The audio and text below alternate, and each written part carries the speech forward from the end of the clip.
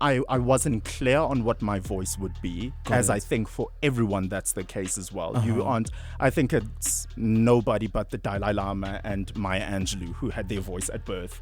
But for most of us, we'll have to. No, Maya Angelou did not have her voice when she was born. She lost her voice for 8 years. Oh, look who read I Know Why the Caged Bird Sings. Come on, literary giant. Okay. I can't do no small talk, no small talk. I'm not with the small talk. Can't be with the small talk. Harrison Mkhize records 5 Unscripted with Sia Sangweni. We're just gonna have one take. I am a one take wonder. Yay. I'll be your renter crowd. I'm here to clap for you. Okay. And for us. For us, cool. Yes. Sia Sangweni is a radio personality, a content producer, radio content producer, TV content producer, and also an MC. Yeah. Can I say you're a philanthropist? Absolutely not. Can I call you that? Absolutely. Sia, it's good to call yourself a philanthropist early in your career. What is this? No. There are that term is very loaded. Mm-hmm. That term means a lot, and it would be a disservice to people who do the work well to call myself. So how do that. you give back? Do you have a portion of yourself in where you give back to people, and what does that look like? I give back in ways in which I can be of service to someone without taking away from myself. Cool. It's not a popular example to bring up now, but years ago, I read a book by former President Bill Clinton, and his book is called Giving. Okay. And he talks about, as the title suggests, different ways in which you can give. And so it's not just about money, but it's about giving of your time. If it's not your time, it's giving of your skill set. And sometimes we are under this notion of, okay, well, Nelson Mandela Day is coming up on the 18th of July, then I need to go and paint a school. And maybe you would have been of better service spending an hour with someone who's trying to apply to university. Got it. That's your skill set. How do you give back? Do you give back with your skill set? I'm trying to... Interesting you asked me that, because I'm trying to navigate that now. Cool. That's why I so boldly say I give back without taking away from myself. Usually I was that person of sure, let's, but it was not helping me. So were you giving out of the desire to be accepted or to people please, or were you just giving? Wait a minute. From just giving. I have to ask. Give me a couch and some medicine first before we head to therapy. Jeez. See, I'm just asking. I have to ask these questions. No, it wasn't even that deep. Cool. It was a manner of giving because of, I think, a way in which a lot of us are raised. Yes. That's umuntu ngabantu. Which means that a person is a person through other people. Exactly. Yeah. And also just being aware of, there's so much need around us. So of course, give. But to the point where it was hindering me or taking away from me, I don't think that's a selfish thing. It's not at all. I had to start to reassess that. So I'm still reassessing that. And what was it like? Because you had created a dependency, Gucci people knew that Sia was available to help. What was it like when you started saying, actually, all that I've been giving, I'm now going to take back? Oh, I'm good with that now. What was it like for the people? Oh, whatever they were going through, that's not on me. Oh, I'm okay. I'm speaking to a healed gent. No. Usually people are like, oh my gosh, and then people take it personally, and then I have to, I have none of that. Cool. I have none. My new favorite term is no. Okay. I will say no, I will decline, I will move away, and however you react, I am not in control of that. So I'm completely okay with that. Well, thank you for saying yes to this interview. Yes. Was it easy? Was it an easy yes? It wasn't at first, until we had a conversation about what we can do with this conversation that can be of service, that can give back. I met you at a matric dance. Do you remember that day? Dog?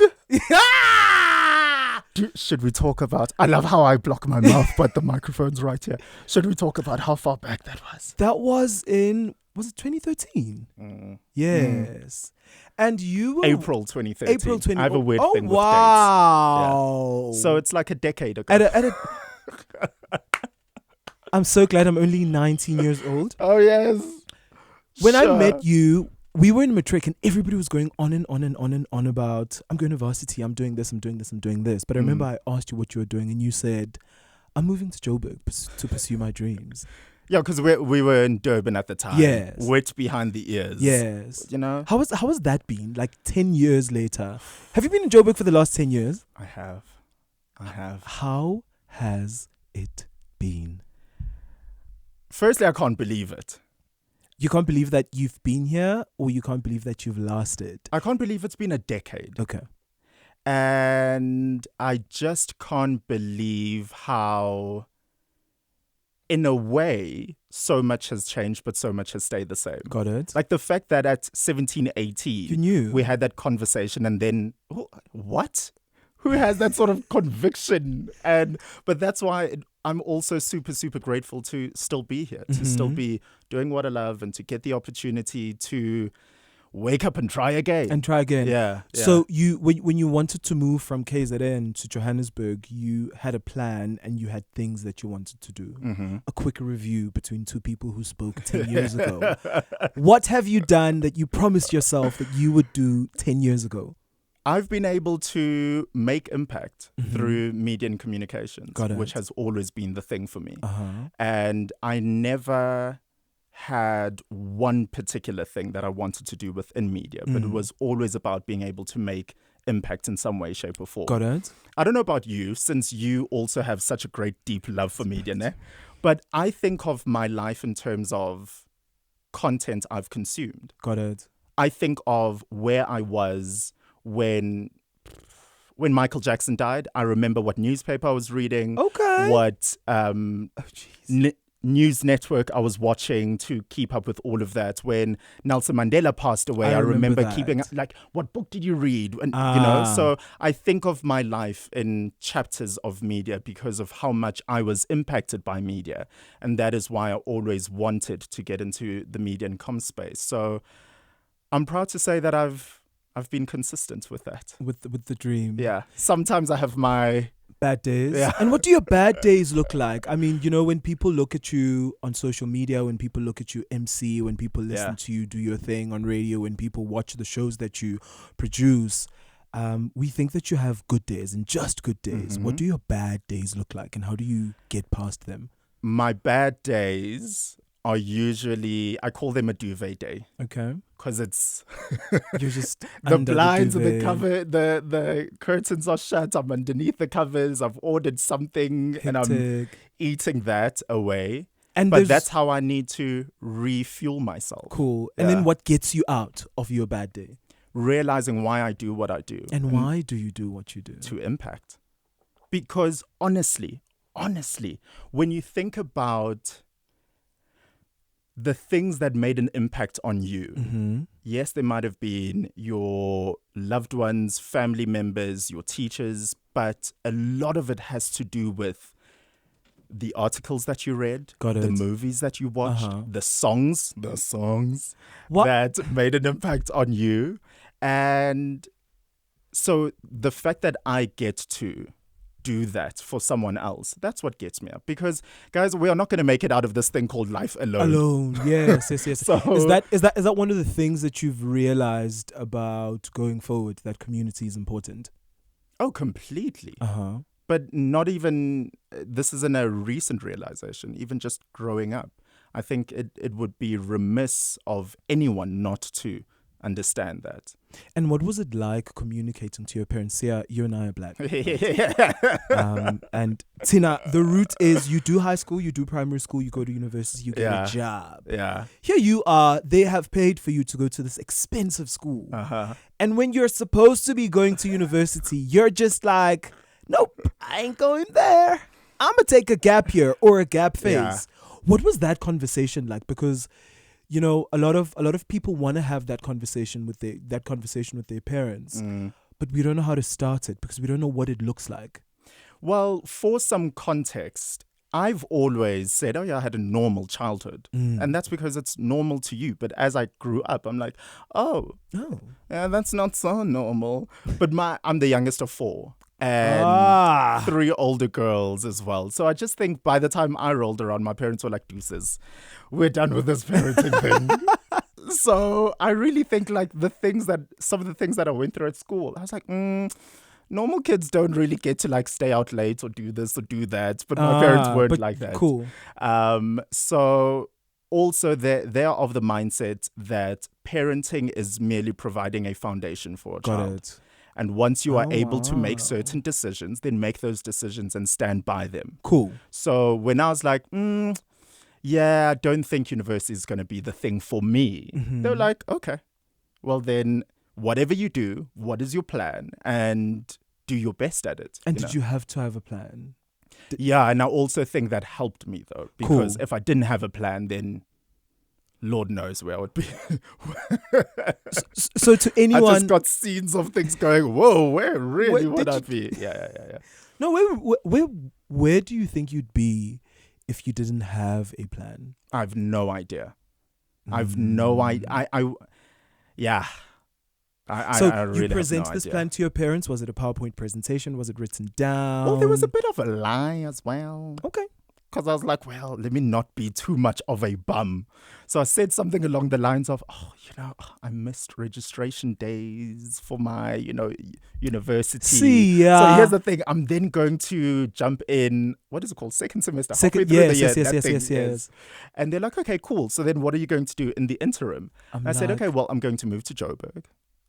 And I just will gather a couple of internships or something. And then I'll be back in like June, July and start studying. Yes. So I think they could also take a chance since it's like 6 months. Okay, let's let them breathe. But I'm grateful and knock on wood that things worked out within actually 13 days exactly from moving to Durban. Have you written a book about something. this? Like the 13 days of confusion that led to complete clarity. I love that my life sounds so poetic. And I'm like, I was just piecing things together and seeing what happens along the way. You spoke about impact earlier on. Yeah. And one of the things that I believe in when people are going to be impactful is that you have to find your voice, right? Have you found your voice? Voice in what way? What you stand for, what you don't stand for, and how you want to use your voice. Oh, yes. Oh, yeah. And what was that like? And I wasn't clear on what my voice would be, I think for everyone that's the case as well. You aren't. I think it's nobody but the Dalai Lama and Maya Angelou who had their voice at birth. But for most of us, we'll have to... No, Maya Angelou did not have her voice when she was born. She lost her voice for 8 years. Oh, look who read I Know Why the Caged Bird Sings. Come on, literary giant. Okay. How did you find your voice, my friend? Jeez, I'm like, you are just gonna like name drop. No, she did. No, she did. Yeah, that's a very big book to read. Yeah. Knowing you probably read it at 4. I did. No, that's why you. I actually read it. I think I was in matric.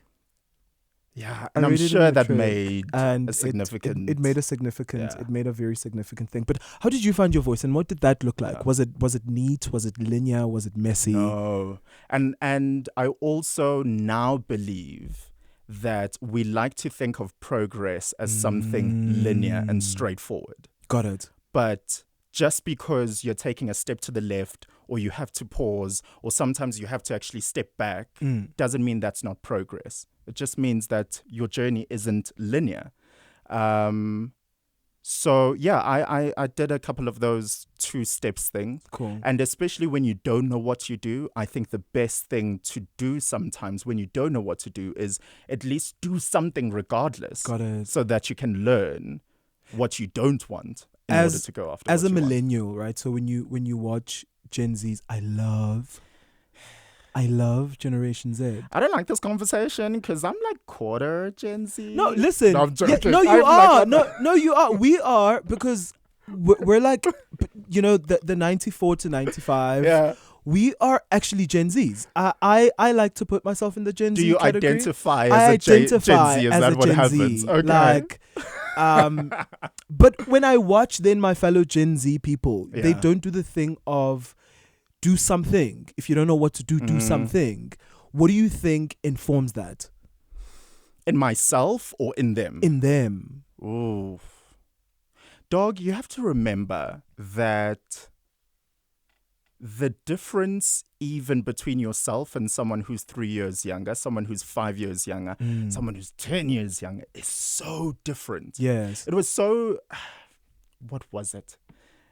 Was it cathartic? Was it sentimental for me to even walk into the studio today? Because exactly then 10 years ago, I was an intern. My very first job was being an intern here. Yeah, get it. And I think about... Welcome back. Yay! Yay!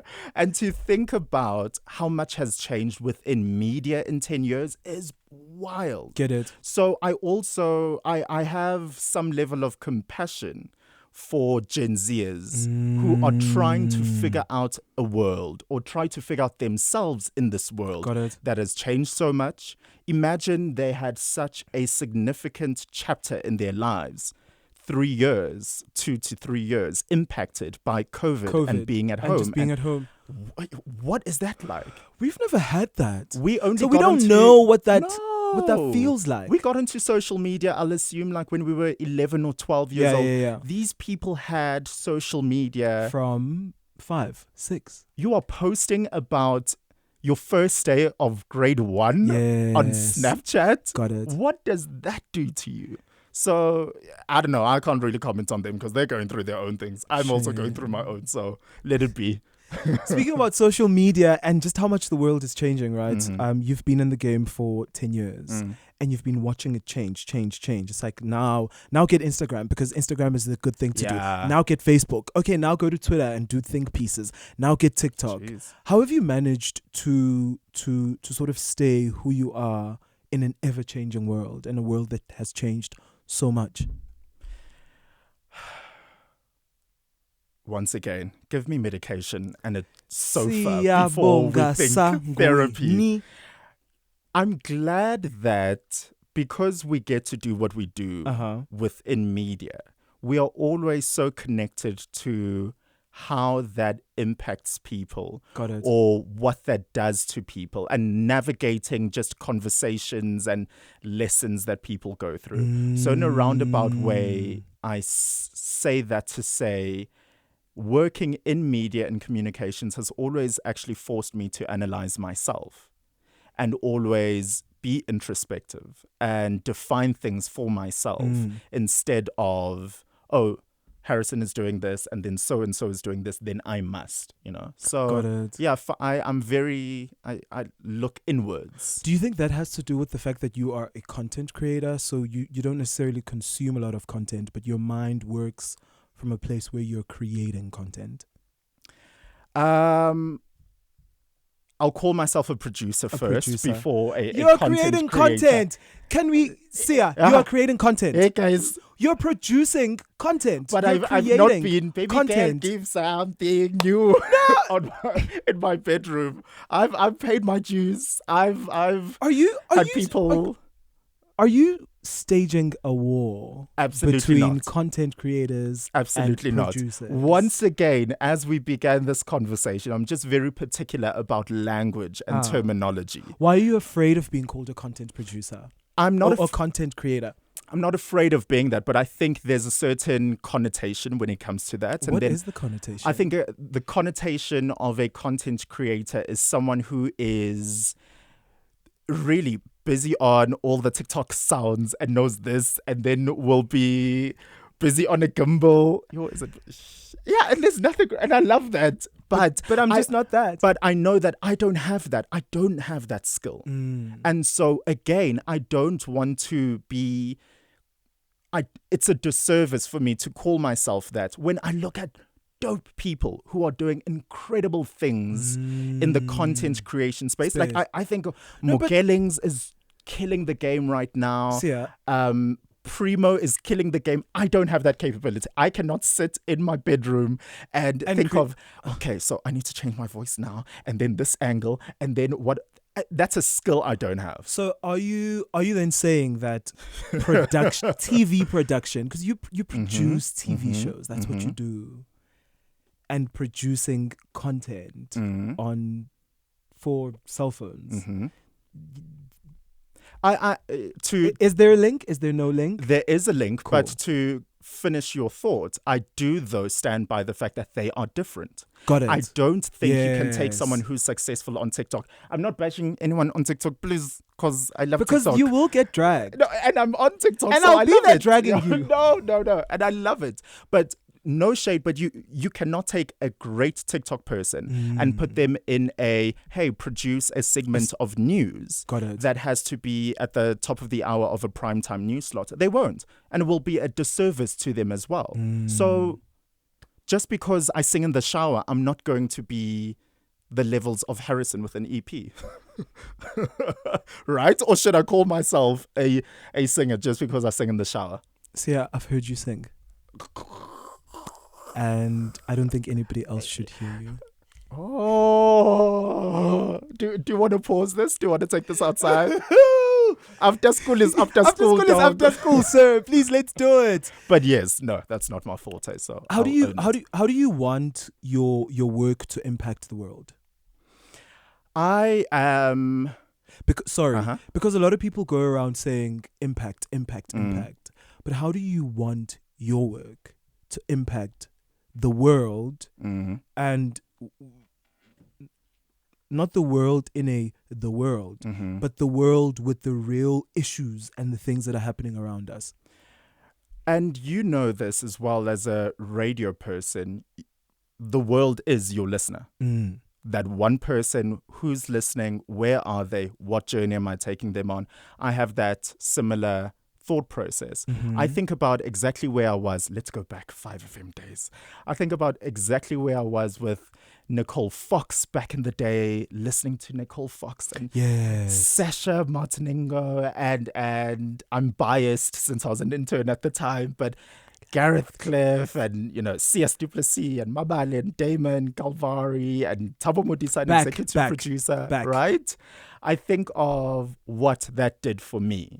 And it really, as you rightfully point out, doesn't have to be the world, but just a little gem of something. And that's why I also hope that anyone who's in a position of reinventing or starting out doesn't have to have it all figured out. Got it. But just what's the one thing that you can do? What's a little spark? What's a little step that you can take? Got it. What are your biggest buzzwords for 2023? 2024? 2023.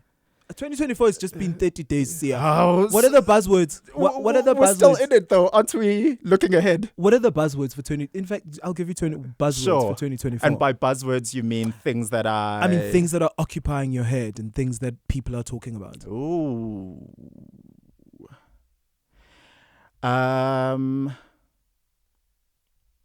I don't want to say state because that doesn't give context to what I mean, but the state of where we are.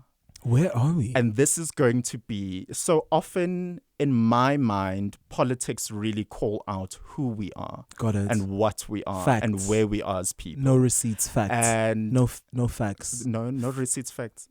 Facts and receipts. No facts. Receipts and facts. They say we. What do they say? They say who's they? Gen Zers? Gen Zs. See why you're not a Gen Z?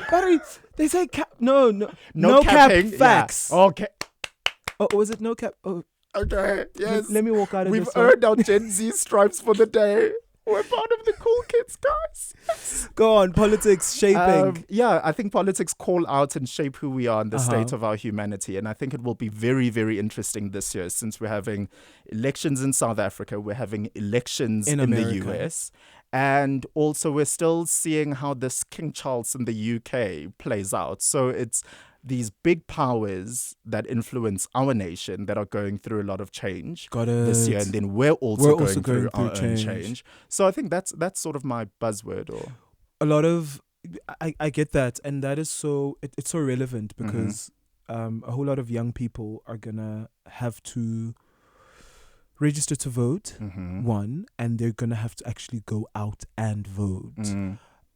Do you think that South African young people are not necessarily as politically inclined as they should be for the political climate that we find ourselves in? Someone said this to me at dinner 2 weeks ago, and I was so... Oh, you had dinner 2 weeks ago?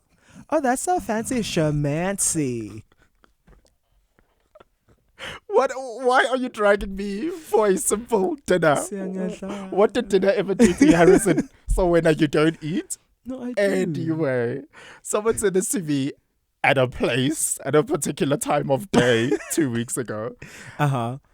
It sent me. It still has me thinking about it, and I wonder if you feel the same. Got it. They said young people today aren't even attached to struggle because they don't necessarily struggle. I'm not saying they have never struggled, but I'm saying struggle in the way that we think of it. In the way of freedom, in the way of democracy, in the way of having to fight for your freedom or activism. That has never really existed in their realm. Got it. So we are trying to communicate something to them that they don't relate to. I've been flip-flopping since I've heard that. Sometimes I'm like, I get it. But then sometimes I disagree because we weren't around in 1976. But we registered when we had to register to vote. And we still think of what happened in 1976. So, but I also get it on the front of if I grew up in... So let's think of the average 18-year-old. The average 18-year-old was born in... Maths is bad. What's 2024 minus the 4? Carry the 1. 2005? 2000. The one who was born in 2000 is 23. Which means... Yo, this is so bad. We cannot minus... Okay, give me a moment. Which means that the 18-year-old was born in 2004. I was almost close. 2004? 2004? Yes. Yeah, 2004. Harry, baby. Okay, 2004, ne? Yes. They were born into freedom. They were born into our second democratically elected president. Yeah. And... They were born into load shedding. Was it? No. Sure, yes. Load shedding actually started in 2006, 2007. So maybe So when they were toddlers, they were already experiencing the darkness. So maybe that could be... That's their struggle. Right. Okay. There we go. That's why I was like, I flip-flop with this. Do you know what I mean? But how do we then, as young people who are millennials, stroke Gen Z, how do we call out, not call out, how do we call them closer? How do we call the Gen Z people closer to say, we get the fact that, what are your struggles? Do you know what I mean? Like, how do we call them closer? How do you do that with your show? I speak about the stuff that affect them and I ask them what they think. And I laugh with them and I cry with them. That's what I try to do. I'm just asking out of curiosity because I really don't have that answer. I don't know. And I'm not taking responsibility away from myself. Got it. But I control what I can control and I work on what I can work on. And that is why, though, there are also people elected into these positions who are able to, who should be able to answer that. See, this is not a political question. I'm just saying, though. Do you have younger siblings? No, I'm the youngest. Cousins? Yes. That are 18 years old? Sure. How do you plug into them? Well, I again, it's funny because I was talking... Who was I mentioning the other day? I was mentioning something that happened on the Oprah Winfrey Show to a younger cousin of mine. And they're like, what? I was like, oh, yes. You didn't come back to school with Oprah. Yes. And you can tell. It shows. You guys did not watch Oprah and it shows. So I was like, maybe that's an overseas thing. I was like, Nolene Maulana Sango.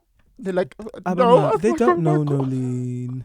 Your life is incomplete. That is why. Get it. So how do you bring them closer? Because we have to. You know what I mean? Like I grew up, when I was 18, I had a 24-year-old cousin who brought me. She brought me close and she listened to me and she had a way of bringing me close. Yeah.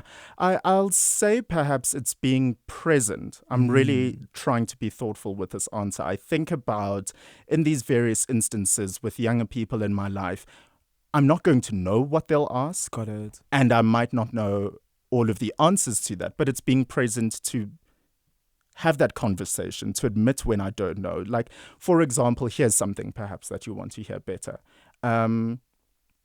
I was talking to someone about cancel culture, and they were thinking about like, no, it's so overrated. Yeah, of course, people need to be dragged, and so we started to unpack that. Like, what is your objective if you're calling someone out on social media, and then how much do you want to call them out, and then do you really also want to see them without a job, and then they must be dragged for life? And what about redemption, and where does redemption come in? Got it. Yeah, so it was a conversation. A conversation. So yeah, I think being present.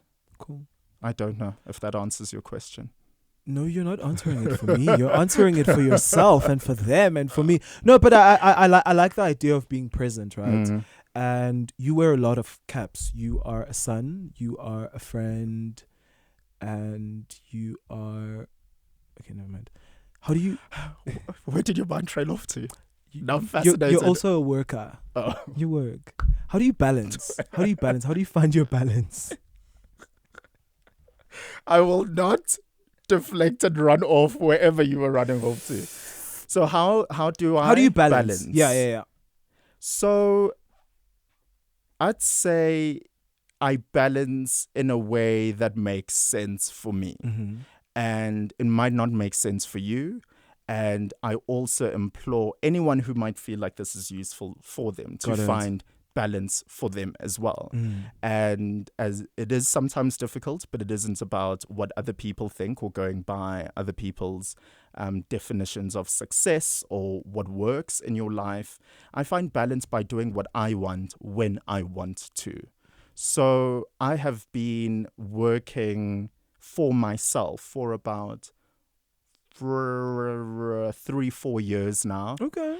It's been one of the most difficult things in my life, but one of the most liberating things in my life. Why? Because when I left full-time employment, I was... You what now? What is that now? When I left full-time employment, I had to create a plan for myself. I did. So this was plan 2 after plan 1? I think we'll always have a plan, though. Yeah. Life is all about making plans. You'll have to make a plan to get into university. You'll have to make a plan to get your first job. You'll have to make a plan to get your first job without a car. And then you have to, Gibela 30 million taxis, whatever. So you left full-time employment and you did and now you're doing your thing. Yeah. And I had to... One of the main catalysts that drove me to full-time employment was because I wanted to create balance for myself. And this is just for you. I'm not saying everybody should not quit their jobs, but balance... He's saying, let's quit. No. If you were looking for a sign to quit your job, this is it. He did it. You can did it too. What did Beyonce say in Break My Soul? When Break My Soul came out, people were like, oh yeah, I just left my job. I just quit. Yeah. I just fell in love. I just quit my job. Then everyone was like, yeah, Beyonce's saying we must quit. So I'm ready. No. Is that why you quit your job? Because Beyonce said you must do it? Absolutely not. Okay. I love Beyonce, but I will not follow her that much. To answer your question, to direct us here, it was about because I wanted balance. And balance in my life looked different to being under contract or working for someone else. As I say, then how will I be able to get my duvet days when someone needs me? How will you not find me for a month because I'm in the jungle in Costa Rica, whatever? How do you balance the idea of being an interdisciplinary person? Okay. How do you balance? How do you balance being a jack of all trades? I'm not a jack of all trades. What do you mean? At the moment you're running a business, you're running a radio show, and you're producing. A jack of all trades leaves you being a master of none. Yeah, Zuti. That's bad. That's a no, not even. Somebody said that you guys are saying that incorrectly. In what way? Jack of all is it trades, one of those idioms? Jack of all trades, master of one.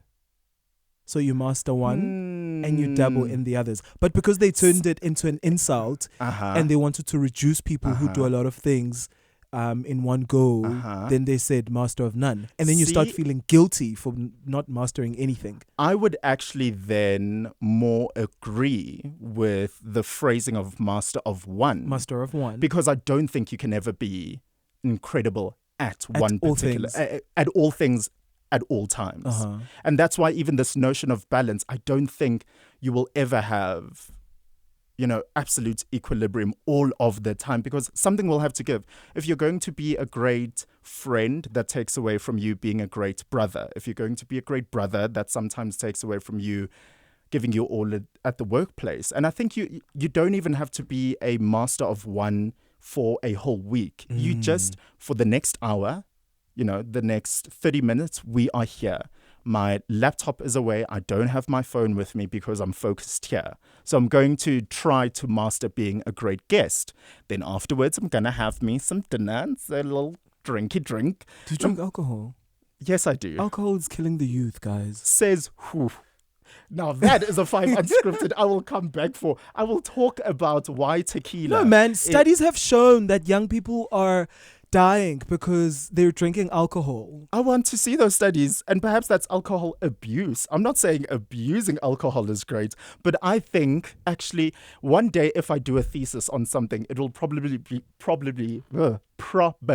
there we go, be why tequila can just add wonders to every single person's life. Do you drink tequila? I do not consume alcohol. At all? At all. I'll respect that. But if you ever change your decision, try tequila. I just call me up. No thanks. We will go on I'll pass. on a tequila I'll definitely journey. pass. People in your life, how do you, moving from Johannesburg, working in the media space and navigating professional and personal life, how do you sift out people? This is who I should have in my life.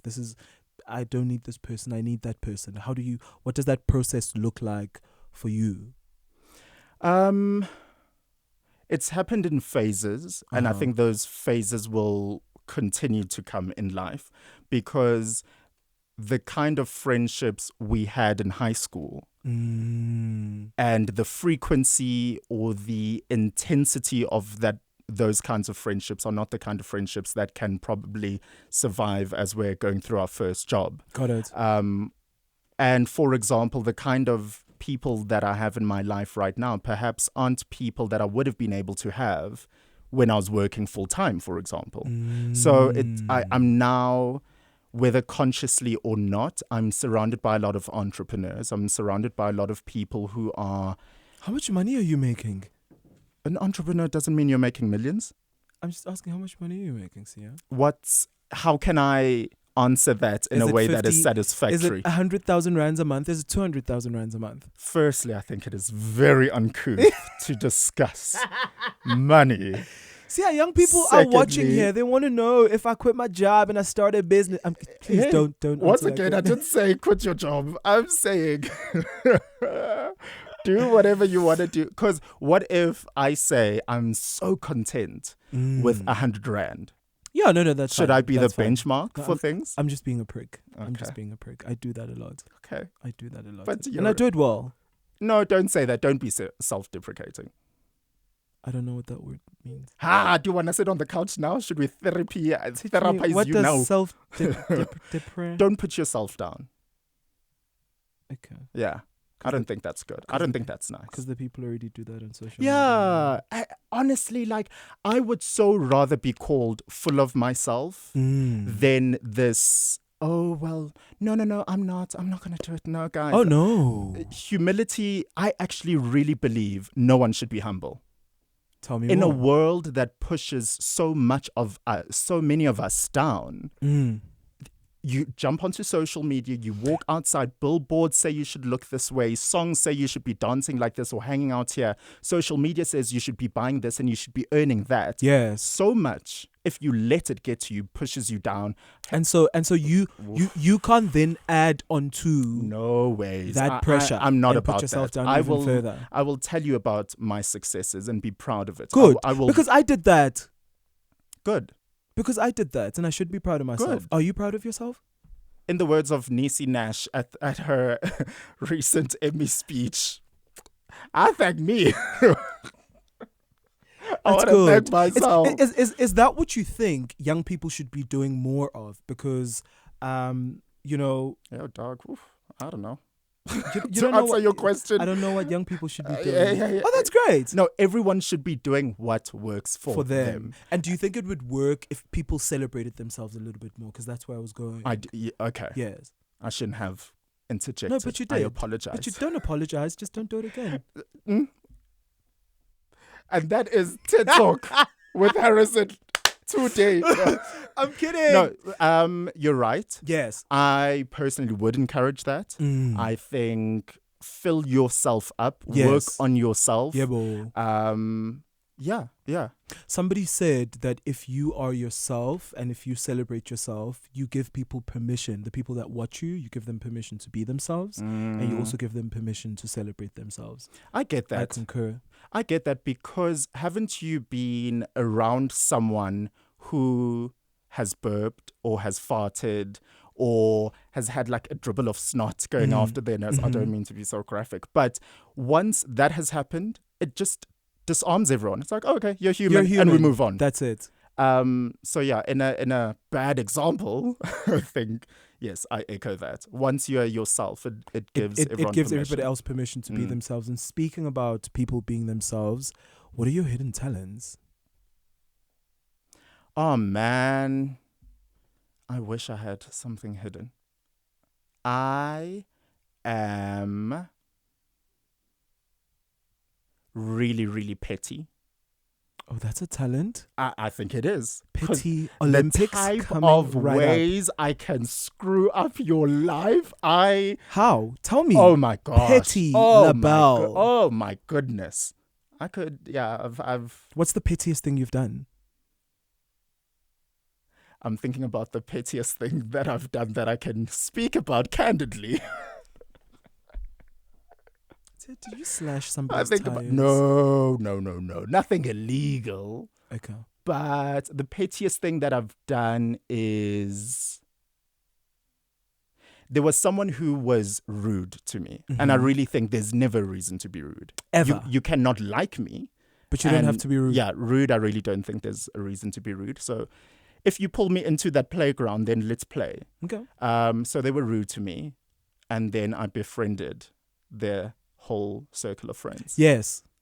And I converted them to my... No, don't encourage that. No, that's good. Sure, I'll take that. That's good. That's good. That's what you do. That's what you do. Very disgustingly petty. Speaking about playgrounds, your arena is when you MC. I've seen you in your element. Oh, thank you. What's your process? How do you get ready to work a crowd?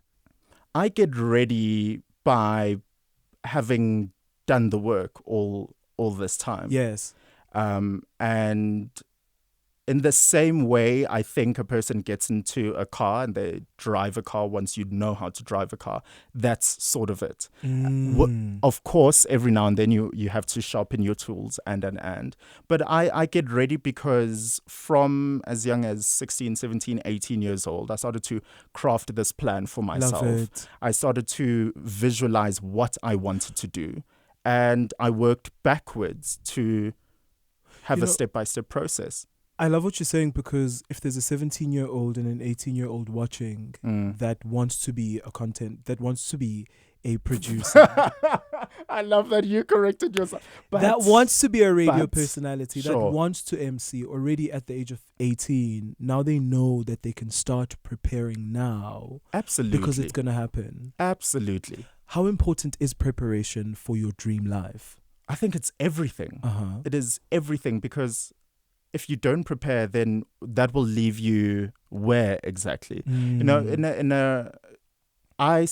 in certain key jobs or opportunities I've had, I've identified what I want to do.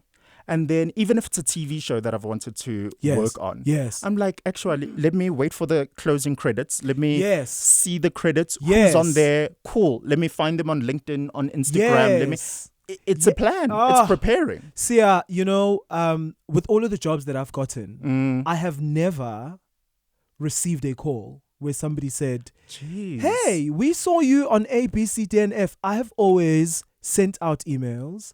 I've always shot my shots and I've always prepared for when they respond to that. Do you know what I mean? And if you got that opportunity without being prepared, it wouldn't have happened. It wouldn't have happened in lasted. the way that it has happened. I've actually never applied for a job. That's what I just realized. Some people were born with No. I'm not saying that. I'm not saying it's come bodies. easily. I've never applied for a job because I've always shot my shot. Always shot my shot. Yeah. Yes. I've never seen a vacancy, sent a CV, and no, I've never done that. Not at all. Co, no way. Yeah.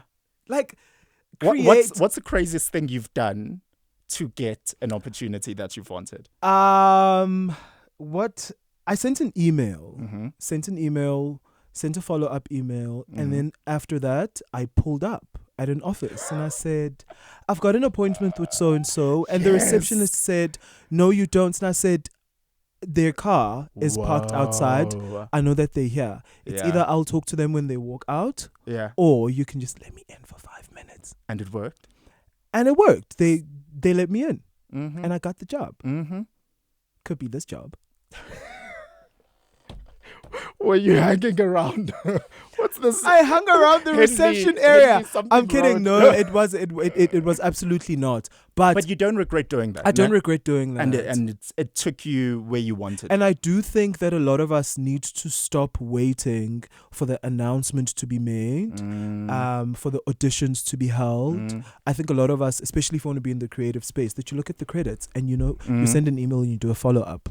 You know what I mean? I like that method. I like that about you. Yeah, because I think we're going to hang around and wait for how long? You know, shoot your shot. Somebody said nobody's coming to save you. What you gonna do about that? See, now that's also another conversation. I agree and disagree. Tell me more. I agree. Yes, that nobody's coming to save you. If you're waiting and not doing anything at all, yes, it will not happen. But I also believe in, however you want to phrase it, in grace, in divine, in serendipity, in beshirt, whatever. Sometimes things happen and you meet people along your path that make things happen for you. What do you believe in? I believe in... Wait, first of all, do you believe in anything? I absolutely do, because I think if you don't believe... I don't know how you would survive live without belief. Is that an Oprah thing? Because I know you and Oprah go way Mamzo. back. Mamzo, ooh. No, I'm joking. No, even actually, if you want to name drop people, even Neil deGrasse Tyson would be able to say you need to believe. You need to believe in something. Even if it's science, even if it's whatever. Atheism, believe in something. What do you believe in? I believe in the order of my life thus far informs the belief that I can use for my life going in future. Can you just say that again? Because that is a quotable. I'm making a t-shirt. I don't know what I just said. The order. Yeah, I believe in the order of my life thus far. And that informs, or rather that gives me the belief for my life in future. So it's more of I can lean into what I've done and draw strength to propel me forward. Harrison, you're still here. Yes. You're standing today. Yes. After years and years and years. There are people who have not had 19 years to be specific. It's 19 years. Yes, 19 years. You are still standing. There are people who have quit jobs, not have had jobs. You have certain people in your life. You have certain opportunities in your life. If things have worked out like this thus far, then certainly they will. Absolutely. We've got a trajectory. Absolutely. There's a gradient and it's going up. And I don't believe in the negative, though. Oh, come through. Say it. Yeah. You believe that because all the bad works out for you, and it's like... That's not supposed to be bad. Not when I'm going through it, though. Yeah, Shem Veled. When we go. We need a duvet day with some tequila. Do I just sound like a person who sound like an alcoholic? Hey, how dare you? I'm an alcohol aficionado. I'm an alcohol aficionado. Last but not least, yes. Life is not serious. You know, there's a thing that we do when we work hard, and this, you and myself are very guilty of this. What are your pleasures? Oh, I prioritize my pleasures. What are your Speaking pleasures? to that balance. Depends on the day, depends on my mood, depends on... So there's a thing that I do with any invoice that I put forward after I've done a job. You mark it up. Yeah, because business. Business is business. I'm not a charity. I'm not running a charity. Hey, not doing it for free. Hey, absolutely not.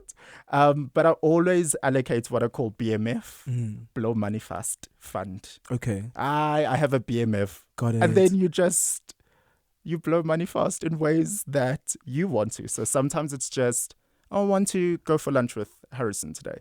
And then sometimes it'll just be, I don't want to work for a day, whatever it is. Yeah. As we close it up, you have moved from A to B and you obviously didn't do it alone. Who are the 5 people who have impacted your career so far, and how have they impacted your career? 1. 2, who are the 5 people that you are still hoping can impact your career going forward? Ooh. Because we're on 5FM, so we might as well do 5-5. Kudos to you, by the way. That was really good. Thanks. That was very slick. Thanks. I like that. I would love to give flowers to... because we don't do that. We don't do that anymore. Give flowers. I would like to give flowers to my bosses, all of the people who have given me a shot, who've given me advice. So the 5 would be my bosses. And then the 5 people who I would still like to. The 5 people that you'd still like to impact you so that you can go forward. Remember what did you say? My journey thus far predicts that I'm going far. Don't you pull that card on me, Mr. I read Maya Angelou when I was still a fetus in my mother's womb. Don't you pull that card on me. 5 people that you want to work with in the future. I mean, now you're a businessman. Now you know what I mean? Like you're in the media space, you're doing business. Who are the 5 people? We spoke about shooting shots. Shoot your shot. I need to think about that one for a second. That's fine. Silence. We're thinking. No, well, we're thinking. Well, because I'm trying to figure out how do I say this in a way that's palatable. But there are, for where I currently am, yes, I'm either making inroads with those people or I have already made inroads with those people. And I don't know what this says about me, but I don't think too much about the future. Because I think when you live too much in the future, it takes away from where you are now. Sometimes that can be all too overwhelming as well. And anxiety inducing. Yeah, it's just like, oh my gosh, well, I am not on the Forbes list and I'm not on a yacht. Do you want to be on the Forbes list? I'm using that as an example. No, but do you want to be on the Forbes list? I want to marry someone who's on the Forbes list. I don't want to be on the Forbes list. No, I'm joking. I actually, he said it. He wants to marry somebody that's on the Forbes list. Do you know what I really want? What I really, really want is I want one major crack at success. Then you'll never see me again. Then you'll never see me again. Yo. If I made one... Delete my number. I'm off social media. I'm off anywhere. I think about like Elon Musk. I think about Mark Zuckerberg. What are you doing? What is Elon doing? Buying Twitter? And what? You'll never see me again. Get it? Who's like Nora Jones? Oh shucks! Now I'm showing my age now. No, show your age. Not with the Gen Zers. They're judging us now. Nora Jones like released one album or something, and she was just done. Never tell me much about her. One question that you have for me, and then I'll be done, and then it's over. Just one question, and then I'm done. Good. Okay. One question I have for you. Think about it. Think hard, long. I'm not going there. Oh no, Sia. No. I don't know how we can scrap that. Moving on. One question for you is actually what gives you the fuel to continue on forward when someone might look at your journey and think, oh, why does he have to carry on?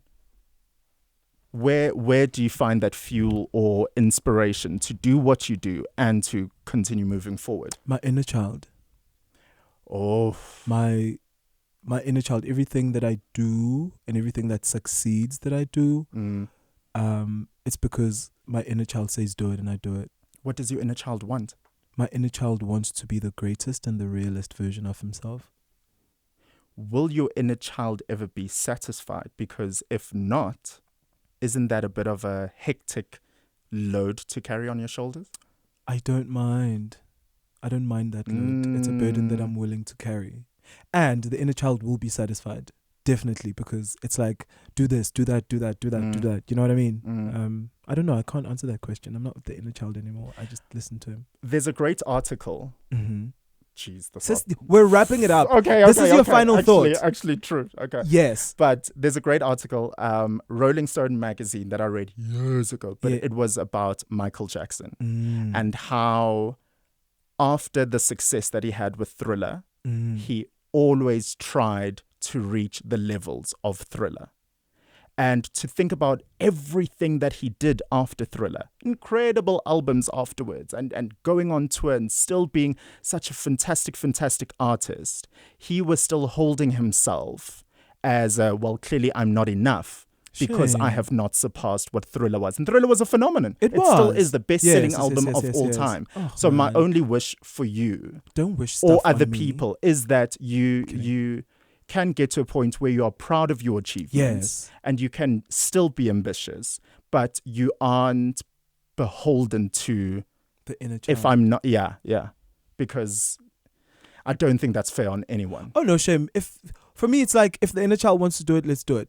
Even if it's trying out something new to eat, even if it's writing a new song. At dinner? I don't do dinners. Okay, Mr. Mkhize.